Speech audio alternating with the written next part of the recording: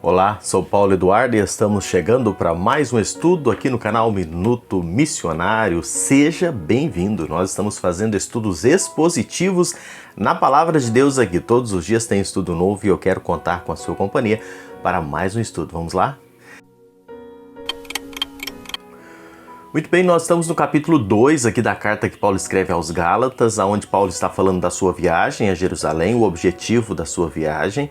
Lembremos que Paulo está reafirmando o seu evangelho, o propósito do evangelho, a essência do evangelho que Paulo pregava. Paulo que pregava entre os gentios e estava sofrendo ataques, e principalmente ali na região da Galácia, alguns judaizantes que questionavam a veracidade do apostolado de Paulo, a sua autenticidade, também a mensagem que ele anunciava entre os gentios e a não circuncisão. E Paulo está reafirmando aqui no versículo 2 do capítulo 2, Paulo fala que o evangelho pregado aos gentios é o mesmo pregado pelos judeus e lhes expus o evangelho que prego entre os gentios.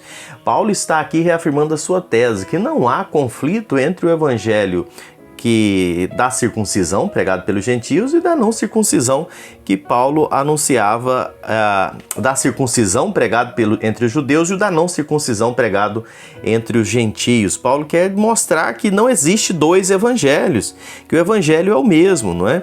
Que o evangelho pregado pelos apóstolos lá em Jerusalém é o mesmo que ele prega lá entre os gentios.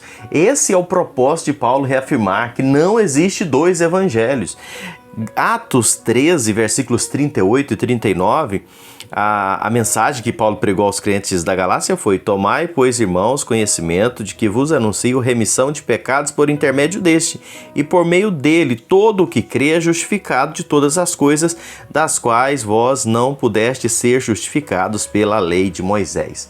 Paulo está pregando o evangelho da justificação, está pregando a salvação. Só existe um evangelho. Só tem uma mensagem do evangelho.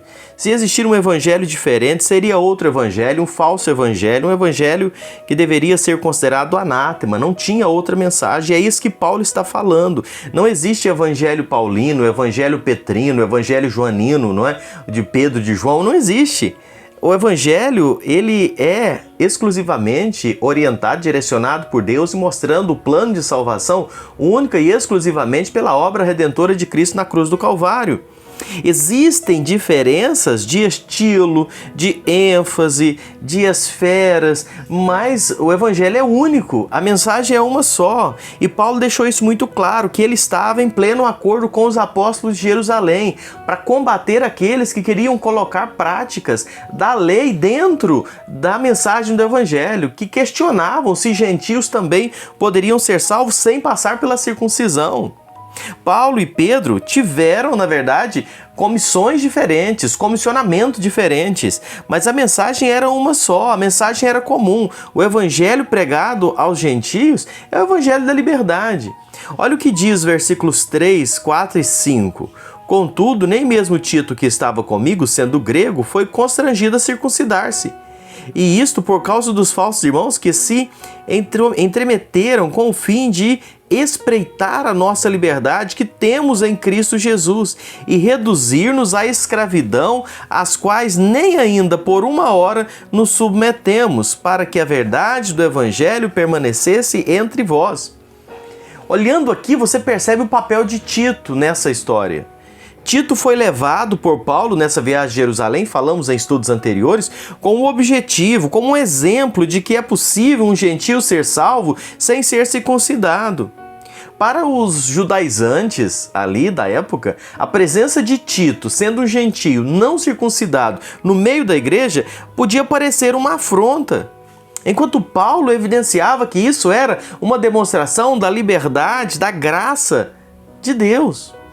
E Paulo está mostrando isso aqui.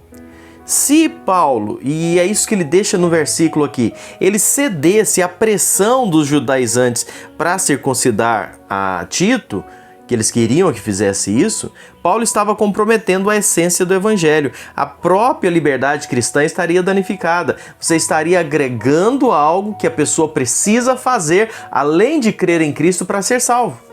Compreende? É esse mesmo aspecto que hoje nós vemos alguns grupos querendo colocar junto à salvação algumas normas, algumas coisas. Eu já ouvi dizendo que alguém, se não guardar tal dia da semana, não é salvo. Ou alguém que não dá o dízimo não é salvo. Alguém que não pratica tais obras não é salvo. Querendo colocar, ainda hoje existem pessoas que estão desejando, caminhando, querendo levar no mesmo jeito. Lembrando que, irmãos, quando a gente fala da liberdade cristã, e é isso que Paulo está abordando aqui, essa liberdade cristã não é sinônimo de licenciosidade ou libertinagem, como diz capítulo 5, versículo 13. Porque, irmãos, o cristão é livre, e um cristão livre não é uma pessoa solta, largada para fazer o que quer, mas é aquele que vive com o seu libertador e para o seu libertador. Fora do senhorio de Cristo, essa liberdade, ela é uma ilusão. É encobrir as paixões e os desejos com uma palavra grandiosa, falar que é livre. Não, a nossa liberdade, ela está baseada, cravada em Cristo Jesus. Isto é um fundamento e é isso que Paulo está deixando aqui muito claro. E eu gosto de ver que Paulo, quando se trata da defesa do Evangelho, Paulo, quando está tratando sobre defender o Evangelho, ele é totalmente inflexível, não é? Paulo não muda uma vírgula. Esses falsos irmãos, espiões, traidores, agentes, não é que poderíamos dizer, do serviço secreto que estava no meio da igreja para tumultuar, perturbar, Paulo é duro com eles. Negociar a verdade é cair em apostasia e Paulo não aceitava isso. Paulo não cedia isso. Outra coisa importante a observar, o evangelho pregado entre os gentios não depende da aprovação de homens. Olha o que diz o verso 6.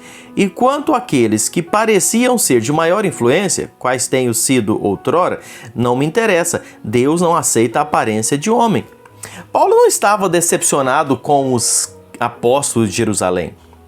Mas ele estava preocupado com as extravagantes normas colocadas pelos judaizantes da época. Paulo não está negando a autoridade dos apóstolos em nenhum momento, mas ele está dizendo que, embora aceite o seu posto de apostolado, ele não se sente intimidado com as pessoas, dizendo da pressão das pessoas para que ele fizesse o que eles achavam, os judeus achavam que deveria ser feito. Paulo, ele era firme e a intenção dele não era esclarecer quem eram os apóstolos, mas a intenção dele, o objetivo dele era desmascarar os falsos apóstolos, aqueles infiltrados, aqueles judaizantes que queriam colocar outras coisas junto com a mensagem do evangelho. E encerrando aqui o nosso estudo de hoje, nós vemos que o evangelho pregado entre os gentios não aceita acréscimo. E ele diz no verso 6, a parte B, e esses digo que me pareciam ser alguma coisa, nada me acrescentaram.